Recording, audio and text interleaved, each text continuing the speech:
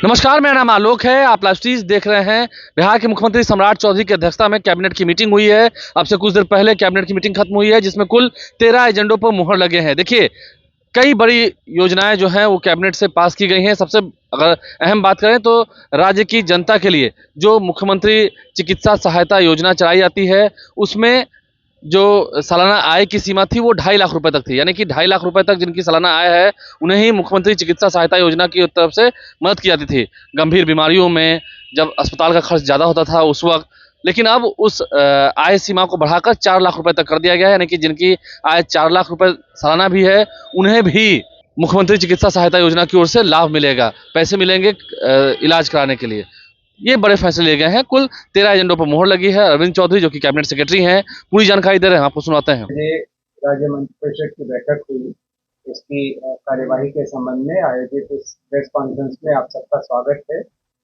आज पहला एजेंडा ऊर्जा विभाग का था, जिसके अंतर्गत Bihar state power holding company limited के अनुषंगी वितरण कंपनियों north Bihar power distribution company limited एवं south Bihar power distribution company limited के अंतर्गत द्विस्तरीय उपभोक्ता शिकायत निवारण फोरम गठित किए जाने हेतु मुख्य अभियंता के 2 पद एवं विद्युत अधीक्षण अभियंता के 2 पद सृजित करने की स्वीकृति दी गई। उद्योग विभाग का अगला एजेंडा था, जिसमें messrs Leap Agri Logistics Madhubani private limited को बिहार औद्योगिक निवेश प्रोत्साहन नियमावली 2016 के प्रावधानों के आलोक में वित्तीय प्रोत्साहन क्लियरेंस की स्वीकृति दी गई। उद्योग विभाग का ही अगला एजेंडा था, जिसमें वित्तीय वर्ष 26-27 में केंद्र प्रायोजित प्रधानमंत्री सूक्ष्म खाद उद्यम उन्नयन योजना का अवधि विस्तार भारत सरकार द्वारा 30 सितंबर 2026 तक किए जाने के कारण इस अवधि में इसके क्रियान्वयन हेतु केंद्रांश एवं राज्यांश मिलाकर 164 करोड़ 51,60,000 रुपये की स्वीकृति दी गई। चौथा एजेंडा डेयरी मत्स्य एवं पशु संसाधन विभाग का था। इसके अंतर्गत इस वित्तीय वर्ष में बिहार राज्य के भोजपुर जिला में स्थित बानासुर मत्स्य बीज प्रक्षेत्र में केंद्र प्रायोजित प्रधानमंत्री मत्स्य संपदा योजना के गैर लाभुक अवयव के अंतर्गत इंटीग्रेटेड एक्वा पार्क की स्थापना हेतु केंद्र सरकार के केंद्रांश 18 करोड़ 72 लाख और राज्यांश 12 करोड़ 48 लाख 37,000 कुल 31 करोड़ 20 लाख 92,000 की राशि पर योजना की स्वीकृति दी गई।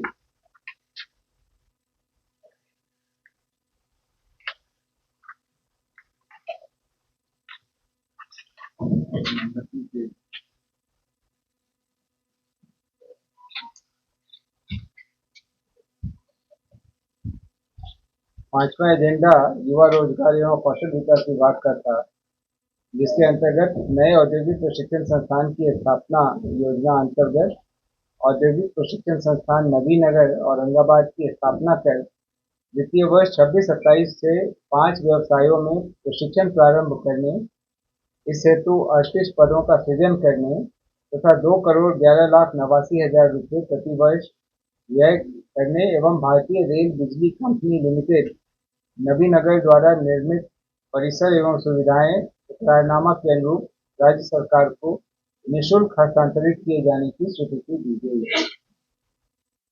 युवा रोजगार एवं कौशल विकास विभाग का अगला एजेंडा था, जिसमें 7 निश्चय भाग 3 के अंतर्गत बिहार कौशल विकास मिशन BSDM के संगठनात्मक आवश्यकताओं, उत्पादकता कार्यक्रमों के त्वरित क्रियान्वयन एवं प्रभावी प्रबंधन हेतु पूर्व से स्वीकृत पदों के अतिरिक्त विभिन्न कोटि के 19 अतिरिक्त पदों के सृजन की स्वीकृति दी गई। इस पर 2 करोड़ 24,37,000 रुपये का वार्षिक व्यय अनुमानित है। समाज कल्याण विभाग का अगला एजेंडा था, जिसके अंतर्गत बिहार बाल विकास सेवा भर्ती एवं सेवा शर्त संशोधन नियमावली 2026 की स्वीकृति दी गई। सूचना प्रावैधिकी विभाग का अगला एजेंडा था, जिसके अंतर्गत बिहार सूचना प्रावैधिकी सेवा नियमावली 2026 के गठन की स्वीकृति दी गई। उद्योग विभाग का अगला एजेंडा था, जिसके अंतर्गत मेसर्स वरुण बेवरेजेस लिमिटेड औद्योगिक क्षेत्र नवानगर जिला बक्सर को बिहार औद्योगिक निवेश प्रोत्साहन नियमावली के संगत नियम के तहत वित्तीय प्रोत्साहन क्लियरेंस की स्वीकृति दी गई। स्वास्थ्य विभाग का 10वां एजेंडा था, जिसके अंतर्गत दरभंगा जिला के एम्स के लिए चयनित भूखंड में निकटवर्ती नदियों के उड़ाहीकरण से प्राप्त मिट्टी एवं गाद का उपयोग कर मिट्टी भराई एवं समतलीकरण कार्य करने हेतु जल संसाधन विभाग को प्राधिकृत करने तथा पूर्व से स्वीकृत योजना के अधीन जल संसाधन विभाग को प्राक्कलन के अनुसार राशि उपलब्ध कराए जाने की स्वीकृति दी गई। इसमें कौन-कौन नदियां बगल में और कराएंगे? इसमें नई जो राशि है वो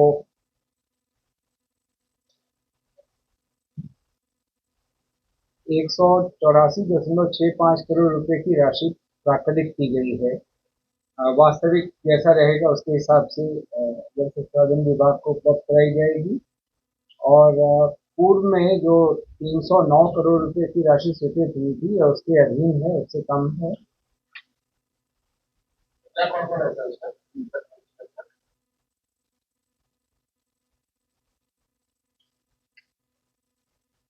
खिरोई, बागमती, ये 2 नदियां हैं और अन्य भी कई ट्रिब्यूटरीज हैं, उनकी गाद का उपयोग इस हेतु किया जाएगा।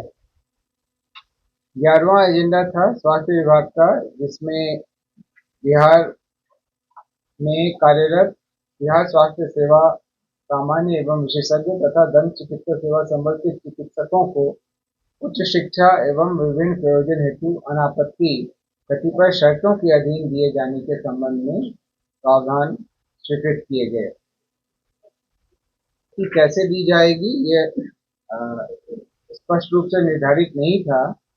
अभी इसमें कई प्रावधान किए गए हैं, जैसे पहला, सेवा संपुष्ट हो, 3 वर्ष की नियमित लगातार कार्य करने की संपुष्टि नियंत्रण पदाधिकारी द्वारा की गई हो, चिकित्सकों को उच्चतर अध्ययन कर विभाग में योगदान देने के पश्चात पुनः राज्य के बाहर और निजी संस्थानों में उच्चतर अध्ययन के लिए 5 वर्षों तक अनापत्ति नहीं दिया जाएगा, यानी अगली बार जाने से पहले बीच में 5 वर्ष तक यहाँ कार्य करना है। इसी तरीके से अन्य भी प्रावधान किए गए। स्वास्थ्य विभाग का अगला एजेंडा था, जिसके अंतर्गत मुख्यमंत्री चिकित्सा सहायता कोष से राज्य के मरीजों को इलाज के लिए अनुदान का लाभ प्राप्त करने हेतु पूर्व से निर्धारित वार्षिक आय सीमा 2.5 लाख रुपए से बढ़ाकर उसे 4 लाख रुपए करने की स्वीकृति दी गई।